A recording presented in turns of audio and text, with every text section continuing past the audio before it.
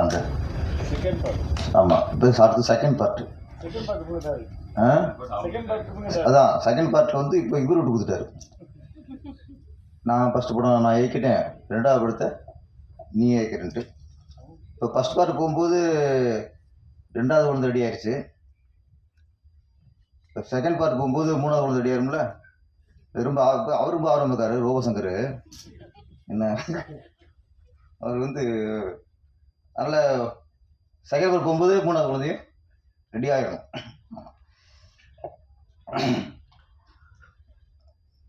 கண்ணீரா காதல் கதை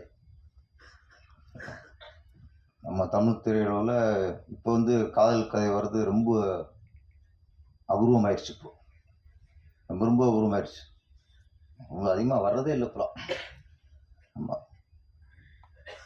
ஒரு 20 வருஷத்துக்கு முன்னாடி 25 வருஷத்துக்கு முன்னாடிலாம் ஒரு 10 படம் ரிலீஸ் ஆச்சுன்னா அதில் வந்து 6 படம் காதல் கதையாக தான் இருக்கும். 4ல் 1 குடும்ப கதையாக இருக்கும், ஒன்று த்ரில்லராக இருக்கும், 2 அடிதடி கமர்ஷியல் அப்படி இருக்கும். இப்போ 10 படம் ரிலீஸ் ஆச்சுன்னா 10 படமே அடிக்கடி வெட்டு குத்து, கஞ்சா கடத்தல், கத்தி குத்து, ரேப்பு, பல ஐட்டம் போயிட்டுருக்கு. காதல் கதையே அபூர்வமாக போச்சு. அந்த நேரத்தில் ஒரு காதல் கதை ஒரு படம் வருங்கும்போது அதுவே மனசுக்கு இப்போ சந்தோஷமாக இருக்குது.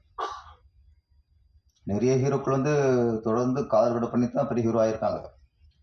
இப்போ விஜய் சார்லாம் பார்த்தா ஃபஸ்ட்டு மேக்ஸிமம் 25-30 படம்லாம் காதல் படம் தான். அதுக்கப்புறம் கமர்ஷியல் ஹீரோவாகி அப்புறம் இளைய தளபதி இங்கே தலைவர் ஆகிட்டார். அது மாதிரி அஜித் சாரும் அப்படித்தான். பிகினிங் அவரும் 20-25 படம் லவ் ஸ்டோரி தான்.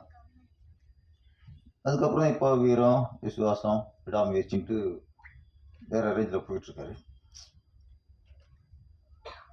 ஆனால் எம்ஜிஆருக்கும் சிவாஜிக்கும் எம்ஜிஆர் சாருக்கும் எவர்கிரீன் படமாக அன்பேவா முழுக்க லவ் ஸ்டோரி. அது மாதிரி நடிகர் திரு சிவாஜி கணேசனுக்கு எவர்கிரீன் படம்னா வசந்த மாளிகை, அது லவ் ஸ்டோரி தான். லவ் ஸ்டோரிலாம் பார்க்கும்போது அது ஒரு ஈர்ப்பு இருக்கும், மனசுக்கு சந்தோஷமாக இருக்கும். நம்மளால முடியலைங்கும் போது ஒரு ஹீரோ ஒரு பொண்ணை கட் பண்ணி லவ் பண்ணுறான் ட்வீட் போகிறாங்க போது நமக்கு சந்தோஷமாக இருக்கும். சரி ஓகே, நம்ம நினைக்கிறோம் முடியல, ஒருத்தன் நினச்சிட்டு ட்வீட் போடுறான். ஆமாம். இப்போ அதுக்கும் இல்லை. இப்போ நம்ம கச்சக்காரத்தை நினைக்கிறோம், கொலை பண்ண நினைக்கிறோமா? ஆனால் இதைத்தான் பண்ணிக்கிட்டு இருக்கானுங்க இப்போ. அதில் இந்த நேரத்தில் லவ் ஸ்டோரி, கண்ணீரா லவ் ஸ்டோரிங்கிறது ரொம்ப ஆரோக்கியமான விஷயம். அது முழுக்க மலேசியாவிலேயே படப்பிடிப்பை நடத்தி நல்ல வேலை ஆடு விசாது இங்கே வச்சிங்களே, நீங்கள் அங்கேயே வச்சு அங்கேயே ரிலீஸ் பண்ணிக்கிறாங்க. ஒரு தமிழ் படம் மலேசியா படமாக்கப்பட்டாலும் நம்ம இந்தியாவில் தமிழ்நாட்டில் ரிலீஸ் பண்ணணும்னு நினச்சி அதுக்கு உத்ரா ப்ரொடக்ஷன்ஸ் அதை ரிலீஸ் பண்ணுறாங்க. அவங்களுக்குடைய வாழ்த்துக்கள். இப்போ வாகை புடிச்சதாக இருக்கட்டும், உத்தரா ப்ரொடக்ஷன்ஸாக அவர் பேசும்போது இருக்கட்டும், ஏதாவது ஒரு ஆதங்கத்தை இங்கே வெளிப்படுத்தினாங்க. சிறிய படங்கள் தேட்டர் கிடைக்க மாட்டேங்குது, ஆள் வர மாட்டேங்கிறாங்க, படத்தை முடித்தாலும் ரிலீஸ் பண்ணுறதுக்கு ரொம்ப சிரமமாக இருக்குது. இது வந்து இவங்களுடைய ஆதங்கம் மட்டும் இல்லை, இன்றைக்கி சிறு படங்கள் பண்ணுற எல்லா பிடிச்சிருக்கும் இந்த ஆதங்கள் தான். இதுக்கு எங்கே விட, எங்கே தவறு, இதுக்கு என்ன ஒரு முடிவு, ஏகப்பட்ட கேள்வி. நம்ம யாரும் இங்கே குறை சொல்ல முடியல. ஏன்னா இப்போ தேட்டர் தர மாட்டேங்கிறாங்கன்னு தேட்டருக்கார குறை சொல்கிறோம். அவங்க என்ன சொல்கிறாங்க, சின்ன படத்தை போட்டால் தேட்டருக்கு ஆள் வர மாட்டேங்கிறாங்க, 10 பேர் 5 பேர் இருக்காங்க அப்படின்னு அவங்க குறை சொல்கிறாங்க. எந்த பக்கம் நியாயம்னு யோசிக்கணும். அது வந்து ரெண்டும் உண்மைதான்.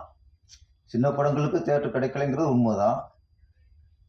சிறிய படங்களுக்கு மக்கள் ஆதரவு தர மாட்டேங்கிறாங்க, அவங்க தேட்டருக்குள்ளே வர மாட்டேங்கிறாங்க அப்படிங்கிறதும் உண்மைதான். ஆனால் ரெண்டுமே குறை தான். திரையுலகுக்கு ரெண்டுமே மிகப்பெரிய ஒரு குறை. அப்போ இதை எப்படி நிவர்த்தி பண்ணணும், அங்கேயே யோசிக்கணும். நம்ம மாறி மாறி குறை சொல்லிட்டே இருந்தோம் வச்சுங்களேன், அது ஒரு வேலைக்கு ஆகாது. மக்களை தேட்டருக்குள்ளே கொண்டு வரணும், அதுதான் இன்னைக்கு வேண்டிய விஷயம். அதுக்கு என்ன பண்ணணும், தயாரிப்பாளர்கள் என்ன பண்ணணும்?